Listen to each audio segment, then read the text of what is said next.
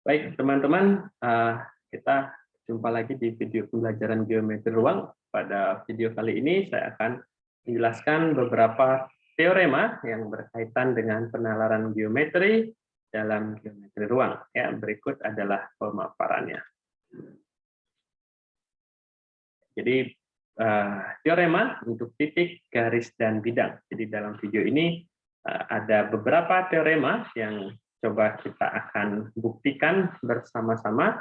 Jadi untuk melihat bagaimana penalaran dalam geometri. Oke, jadi untuk yang pertama, teorema yang pertama berbunyi sebuah bidang ditentukan oleh sebuah garis dan sebuah titik yang tidak terletak pada garis tersebut, ya.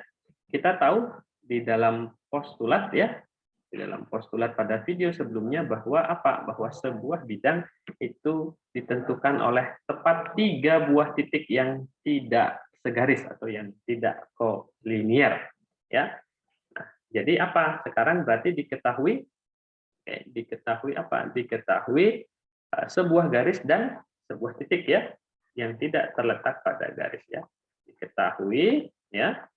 Ini ada garis G misalkan, lalu kemudian titik A, ya, ini catatannya, ya, tidak terletak pada G,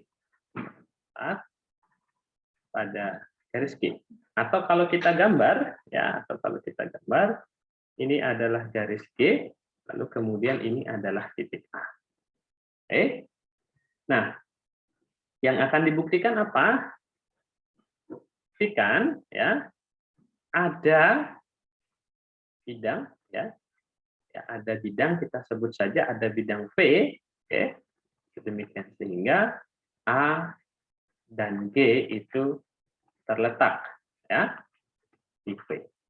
Baik, dan V-nya ini mestinya tunggal, begitu ya. Mari kita lihat bagaimana buktinya. Buktinya tentu saja dengan memanfaatkan postulat, ya. Postulat kita perlu ingat, ya, melalui melalui 3 titik yang kita sebut non kolinear, ya, dapat dibuat sebuah bidang. Oke. Nah, 3 titik, ya, kita sudah punya 1, berarti kita tinggal memerlukan 2, ya. Sangat mudah sekali. Dari mana kita peroleh, ya? Ambil, ya, 2 titik yang berlainan, ya, berlainan pada garis G, ya, misalkan B dan C, ya. Jadi kita ambil di sini B, C, ya. Nah, dapat dipastikan, ya, atau jelas, ya, A, B, C itu non kolinier, ya. Kalau dia kolinier berarti apa? Berarti A ini terletak pada G, sehingga hipotesis pada teorema 1 tidak akan terpenuhi, ya, karena A, B, C dan kolinier. Berarti apa? Akibatnya, ya, akibatnya ada, ya, bidang atau sebuah, ya, ada sebuah bidang yang melalui A, B, dan C. Ya, bidang tersebut adalah bidang V, ya. Sehingga untuk teorema pertama sudah berhasil kita buktikan. Oke, selanjutnya teorema yang kedua, sebuah bidang ditentukan oleh 2 buah garis yang berpotongan. Oke. Bagaimana buktinya? Sama seperti yang sebelumnya, kita perlu lihat apa yang diketahui, ya. Garis G dan H, ya. Ini kondisinya adalah berpotongan. Yang akan dibuktikan, ya, ada tepat satu bidang yang memuat G dan H. Oke. Nah, seperti biasa, ilustrasinya dua buah garis yang berpotongan berarti apa? Definisinya adalah garis yang memiliki satu titik persekutuan ya, G dan H, misalkan perpotongannya di P. Nah, kita kembali bisa menggunakan postulat yang sebelumnya ya, postulat kolinier, apa non kolinier ya. Jadi melalui 3 titik yang tidak kolinier maka kita bisa menentukan apa namanya? Sebuah bidang. Oke, kita sudah punya titik P, berarti kita perlu 2 titik lagi ya. Diperlukan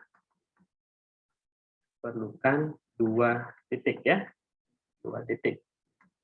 Nah, jadi dari mana kita memperoleh 2 titik ini? Ya, titik pertama bisa kita peroleh ya.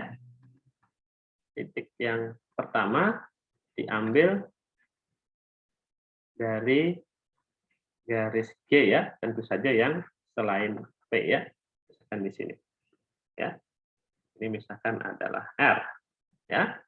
Lalu kemudian titik yang kedua ini diambil dari garis H. Ya, tentu saja juga yang selain P.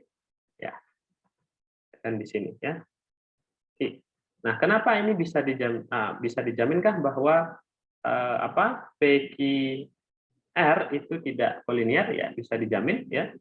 P, Q, dan R ini adalah non kolinier karena apa?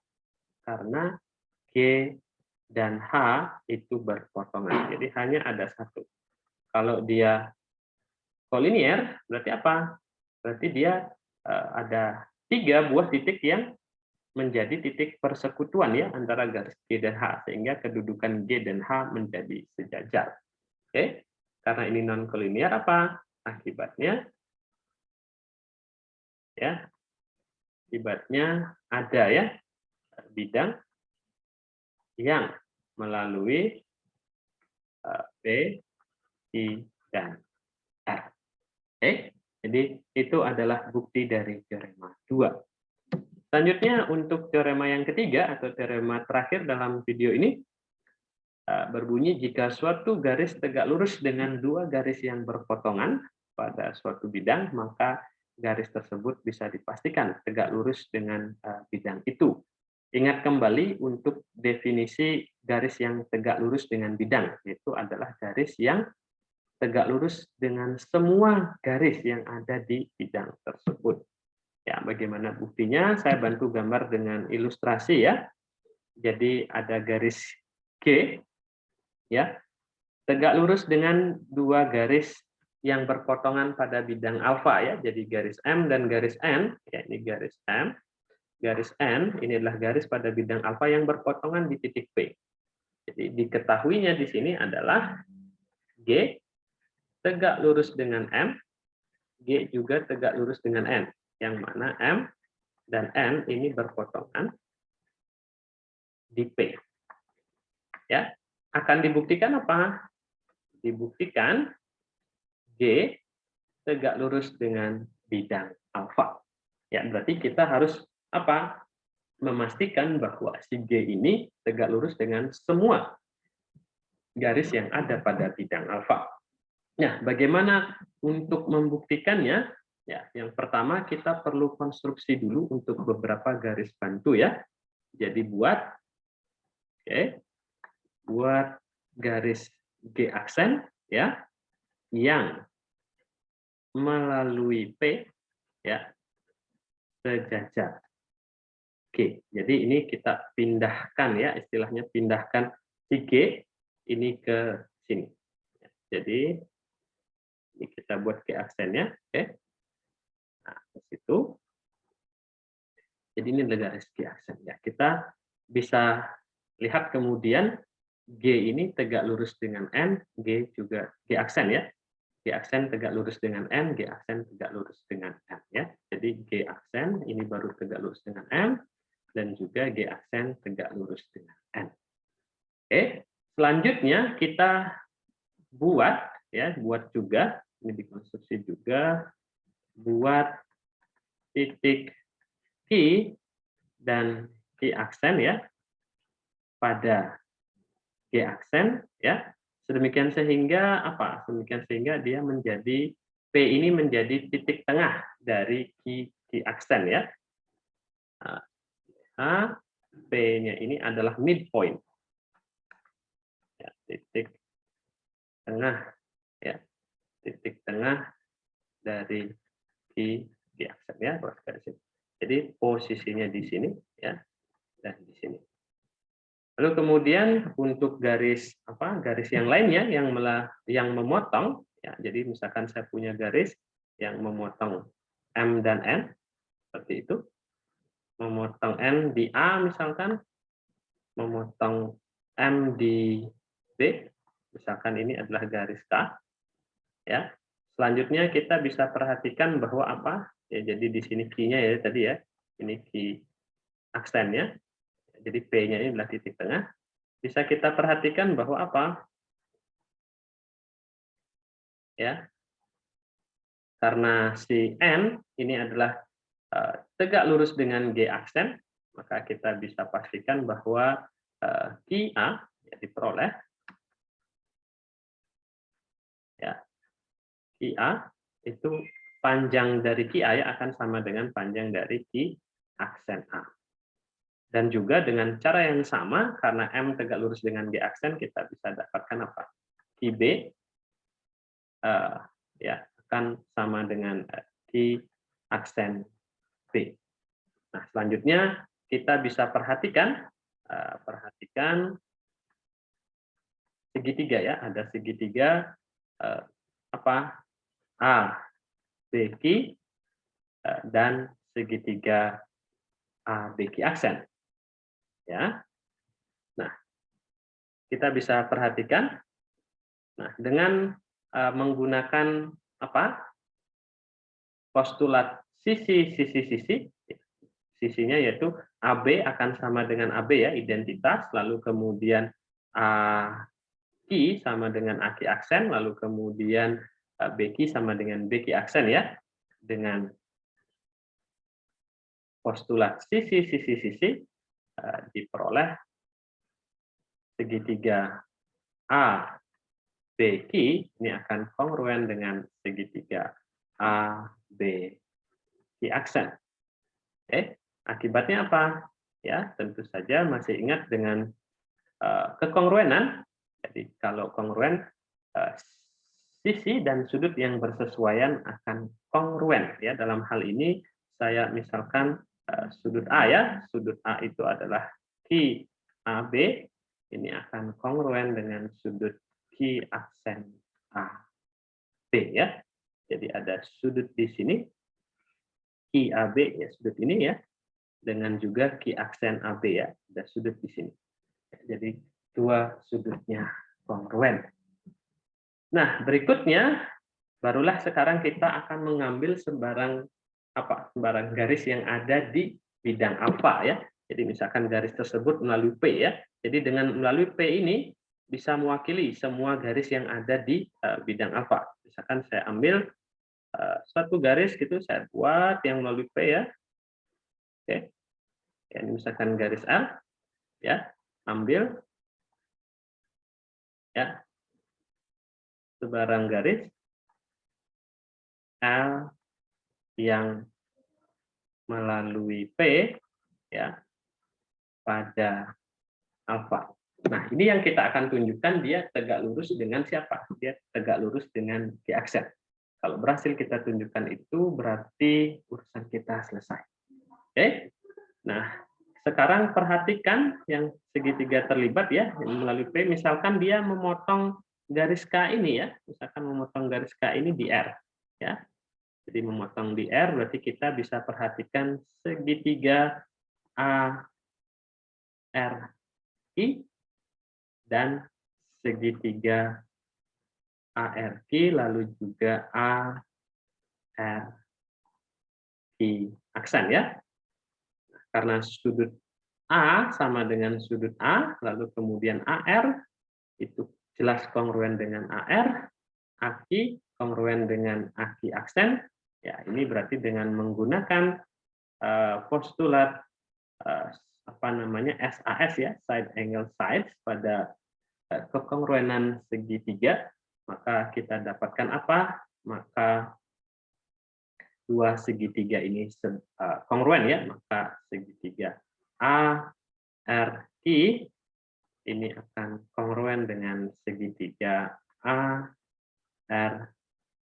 aksen ya, yang tiada lain adalah berakibat apa? Kalau ini kongruen, akibatnya apa? Akibatnya adalah